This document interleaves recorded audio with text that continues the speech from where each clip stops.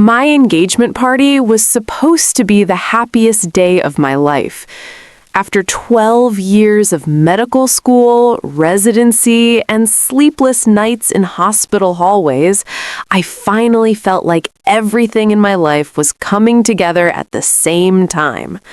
I had just been promoted to a cardiologist at one of the top hospitals in Seattle. My fiancé, Daniel Carter, had proposed to me 2 months earlier on a quiet beach in Oregon, and that evening, both our families had gathered in a beautiful rented hall near the waterfront to celebrate our future together. There were soft lights hanging from the ceiling, white roses on every table, music playing low in the background. Everyone was smiling. Everyone except my parents. My name is Maya Collins. I'm 29 years old, and the people I had called Mom and Dad my entire life looked like they were attending a funeral instead of my engagement party. My mother, Linda, sat stiffly at her table, her lips pressed together so tightly they had turned pale. My father, Robert, kept checking his phone, his leg bouncing nervously under the table. At first, I thought they were just overwhelmed. They had never liked attention. They had never liked crowds. But something felt wrong. They barely spoke to Daniel's parents. They didn't smile for photos. They didn't even look at me when I walked past their table in my white dress. Halfway through the night, Daniel's father stood up to make a toast. He talked about love, about sacrifice, about how proud he was of both of us. People clapped. I felt tears in my eyes. Then my father suddenly stood up too, without being invited, without holding a glass, without even smiling. "I think it's time we told everyone the truth," Robert said loudly. The room went quiet. Daniel squeezed my hand. I laughed nervously. "Dad, what are you doing?" My mother stood up beside him. Her hands were shaking. "Maya, you need to stop pretending like you're better than us." People started whispering. I felt my stomach drop. "What?" I asked softly. "You've changed," my mother continued. "Ever since you became a doctor, you act like we're nothing." That wasn't true. I had paid off their mortgage, bought them a new car last year, covered all their medical bills. But I didn't say any of that, because I could see something dark in her eyes, something I had never seen before. Then my father said the sentence that froze my blood. "You wouldn't even be here without us," he said bitterly. "And now that you're finally worth something?" He paused. "It's time you started paying us back." People gasped. Daniel stood up. "Sir, this is not the time or place." "You stay out of this," my father snapped. Then he looked back at me. "You think you're special now, rich, successful, too good for your real family." "My real family?" I whispered. My mother's voice dropped low. "You weren't born to us, Maya." The room spun. "What?" "You were adopted," she said coldly, "and we paid a price for you." I felt like the floor disappeared under my feet. People started murmuring loudly now. Someone laughed nervously. Daniel put his arm around my shoulders. "This isn't funny," he said. My father pulled a folded paper from his jacket pocket. "DNA test," he said. "Proof." He held it up like a weapon. "You are not our biological daughter. And now that you're finally worth something," he paused, "it's time you started paying us back." For a few seconds after my father held up that DNA paper, nobody in the room spoke. Not Daniel, not his parents, not my friends. Even the music had stopped playing. All I could hear was the sound of my own heartbeat pounding in my ears so loudly it felt like it was shaking my entire body from the inside. "You're lying," I whispered. My father shook the paper slowly, like he was tired of waiting for me to accept it. "We took this test 6 months ago," he said flatly. "We just didn't see the point in telling you until now." My mother crossed her arms. "You always wanted the truth," she said coldly. "Well, here it is." My knees felt weak. Daniel pulled me closer to him. "Why would you do this tonight?" he asked quietly. "On our engagement day." My mother let out a short, bitter laugh. "Because tonight finally everyone sees what she's worth," she said. "And we're not letting her walk away pretending she doesn't owe us." "Owe you for what?" I asked, my voice shaking. My father stepped closer to me. "For raising you," he said. "For feeding you. For clothes, for school, for everything." I swallowed hard. "You were my parents," I whispered. "That's what parents do." My mother's eyes hardened. "No," she said. "That's what people do when they're paid to." The room erupted in shocked whispers. "Paid? What do you mean, paid?" I asked. My father lowered his voice, but everyone could still hear him. "We weren't supposed to tell you this, but since you're about to marry into money and pretend we don't exist anymore, here's the truth." He pointed at my chest. "You were never our daughter," he said. "You were an arrangement." Daniel's mother stood up. "This is sick. You don't humiliate a child like this." My mother turned to her. "Child?" she snapped. "She's almost 30. She's a doctor. She makes more money in a month than we made in a year." Then she looked back at me. "And now it's time she shared it." My hands were shaking so badly I had to grip Daniel's arm to stay standing. "What exactly are you asking for?" Daniel asked carefully. My father answered without hesitation. $5,000 a month, for life. The room exploded. "That's insane," someone whispered. My mother nodded like it was the most reasonable thing in the world. "You owe us that much, and more." "For what?" I cried. "For choosing you," she said sharply. "For taking you in when nobody else wanted you." That sentence hit me harder than anything else. Nobody else wanted you? Daniel stepped forward. "We're not discussing money like this," he said firmly, "and you will not threaten my fiancé." My father smiled thinly. "Oh, we're not threatening. We're just being honest." Then he leaned closer to me. "If you don't pay us," he said quietly, "we'll tell everyone exactly how you really came into this family." My chest tightened. "Everyone already knows," I whispered. My mother shook her head slowly. "No," she said, "they don't know the full story." I felt dizzy. "What full story?" She leaned in. "That you were bought." A wave of nausea rolled through me. Bought. I felt like I was going to throw up. Daniel wrapped both arms around me now. "This is over," he said. "You're leaving, both of you." My father laughed. "You don't get to decide that. This is a family matter." Then something strange happened. From the back of the room, a man I had never seen before slowly stood up. He was tall, well-dressed, silver hair, calm eyes. He had been watching me the entire time, and now he was walking towards us. The man stopped a few steps away from us. The entire room had gone so quiet that I could hear the soft hum of the air conditioner and the faint clinking of someone nervously setting down a glass. My father's face had lost all its color. My mother's lips were trembling, and suddenly I knew.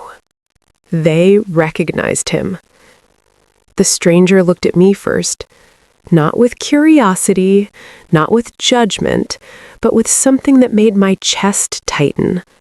Sadness and relief at the same time.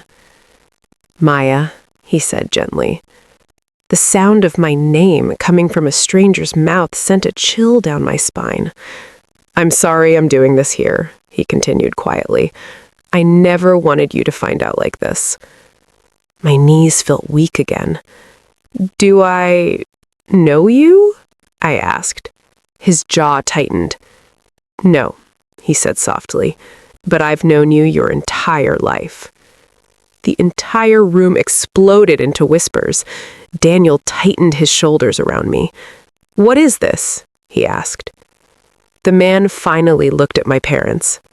"You were never supposed to tell her," he said calmly. My father's voice came out thin.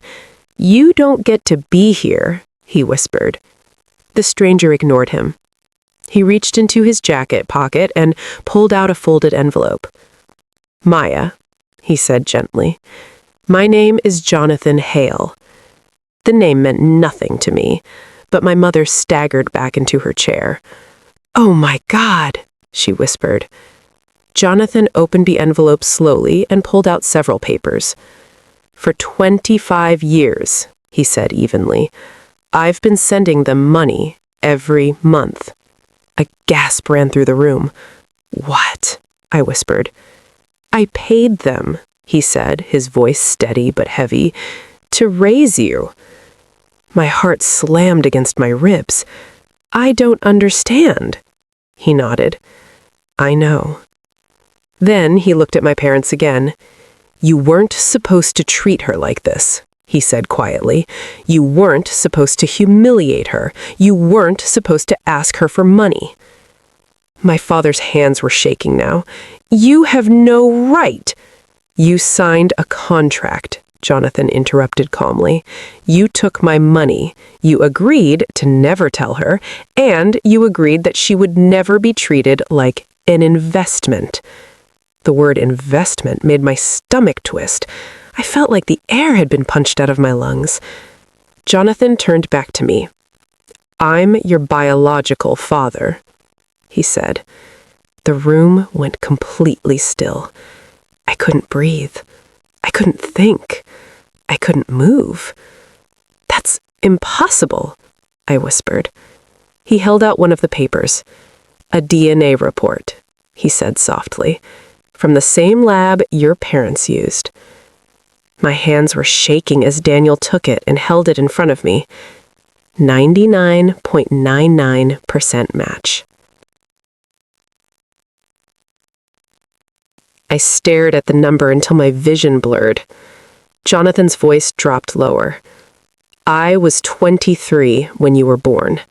I wasn't ready to be a father. Your mother left me with you and disappeared." My chest tightened. I panicked.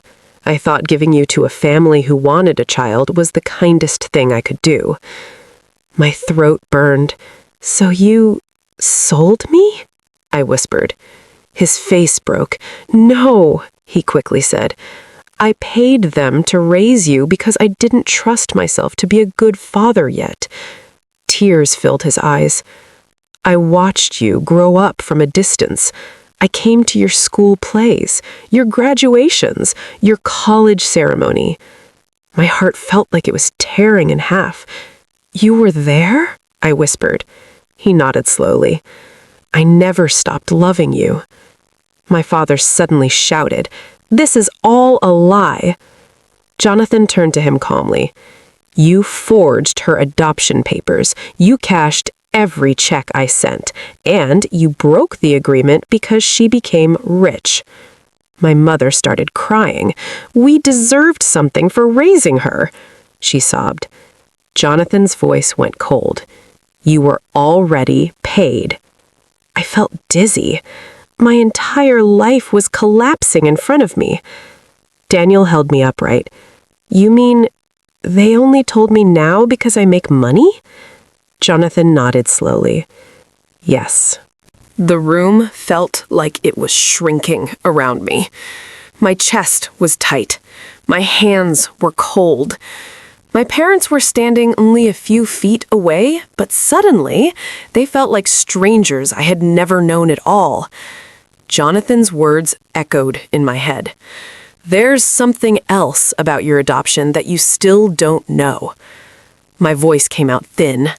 What else? I asked. Jonathan looked at my parents first, then back at me. You weren't legally adopted, he said quietly. The words didn't make sense at first. What do you mean, not legally adopted?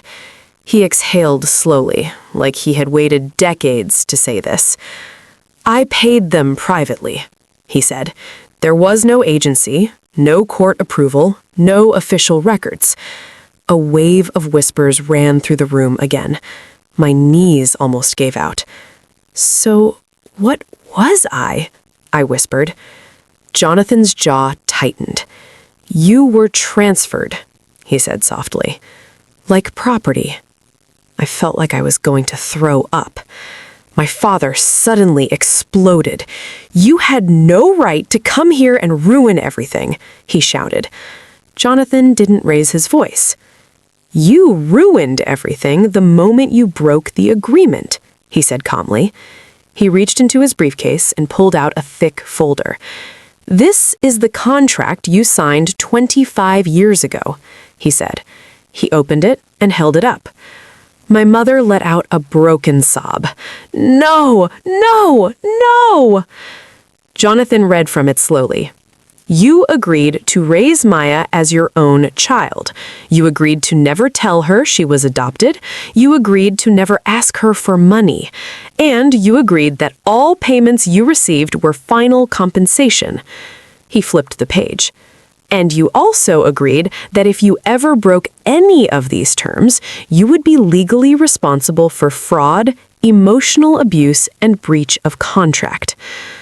The room was dead silent. My father's face was gray. You can't prove any of this, he whispered. Jonathan calmly pulled out his phone. I can, he said. He tapped the screen. Bank statements filled the display. Monthly transfers for 25 years. Every single one deposited into my parents' account. Then he pulled out another paper. And this, he said, is the forged adoption certificate you created yourselves.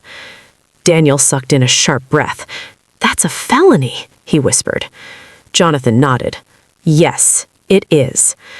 My mother fell into her chair, crying openly now. We did everything for her, she sobbed. We deserve something. Jonathan's voice turned cold.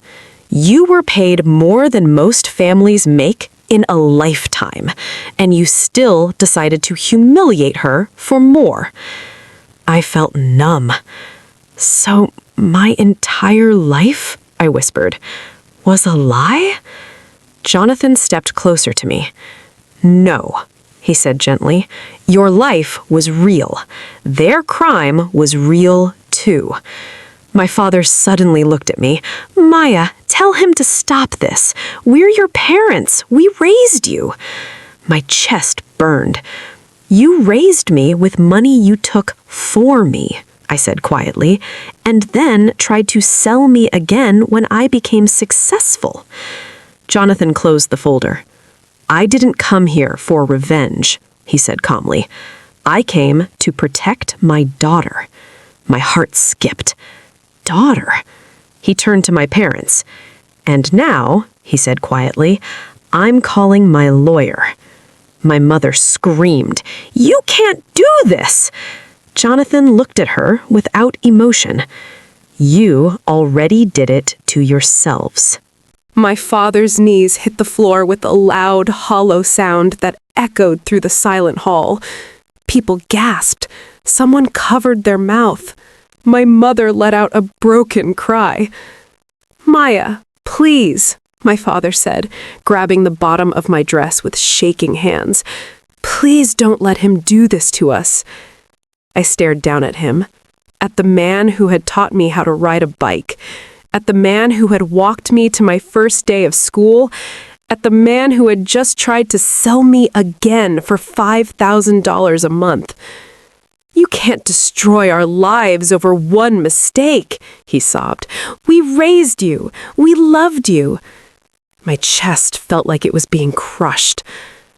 "One mistake?" I whispered. "You lied to me for 25 years. My mother rushed over and dropped beside him. "We were poor. We needed the money. We did what we had to do." Jonathan stood quietly a few feet away, his phone still in his hand. "You forged documents. You committed fraud. You emotionally abused my daughter." My father turned to him desperately. "You abandoned her," he shouted. "You paid us to give your problem away." Jonathan didn't flinch. "I paid you to give her a stable life. You turned her into a business plan." The room felt unreal. This was supposed to be my engagement party. Instead, it felt like a courtroom. Daniel's parents stood frozen, horrified. My friends were crying. My mother reached for my hands. "Maya, you owe us mercy," she begged.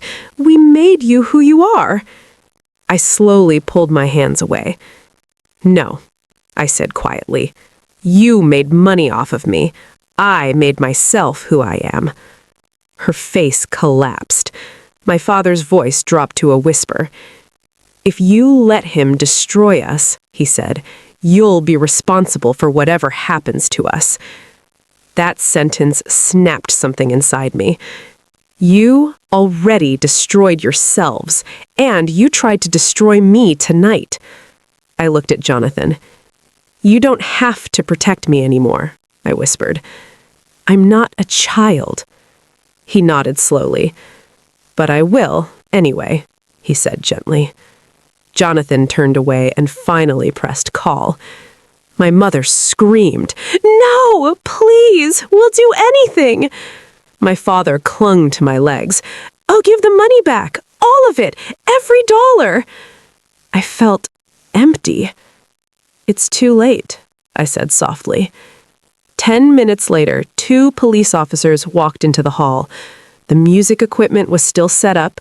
The cake was still untouched. Guests stood in silence as the officers spoke quietly to Jonathan and then approached my parents. My mother started shaking violently. My father looked like he was about to faint. "We just raised her," my mother cried. "We didn't hurt anyone." One officer spoke calmly. "You are being investigated for adoption fraud, identity falsification, and financial deception." They were escorted out, in handcuffs, in front of everyone. The doors closed behind them. I finally collapsed into Daniel's arms. I couldn't stop crying.